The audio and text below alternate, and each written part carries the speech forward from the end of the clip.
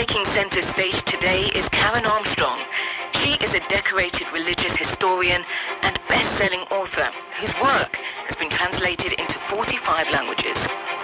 Armstrong, a former Catholic nun, has been described as one of the most intelligent contemporary defenders of religion.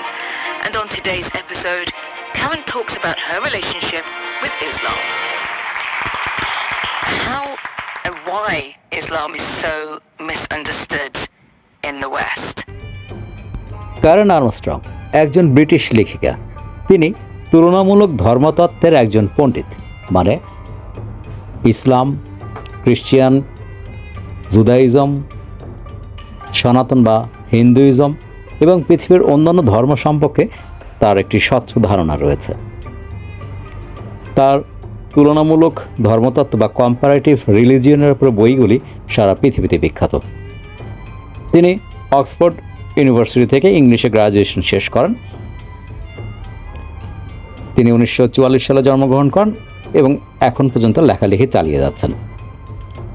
তিনি মহামতি বুদ্ধের উপরে তার জীবনী লিখেছেন এবং আমাদের নবীজির উপরও একটি চমৎকার জীবনী লিখেছেন, Muhammad a biography of the prophet, 1991 সালে।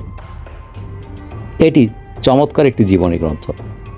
এই জন্যই বলা যেতে পারে নবীজিকে তিনি বিভিন্নভাবে দেখার সুযোগ করে দিয়েছেন। নবীজির জীবনী আলোচনা করতে গিয়ে তিনি সাহায্য নিয়েছেন সাহিত্যের,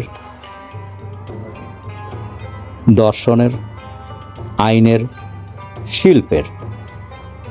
এই যে বহুমুখী যে তার বিশ্লেষণ নিতান্তই প্রশংসার দাবিদার।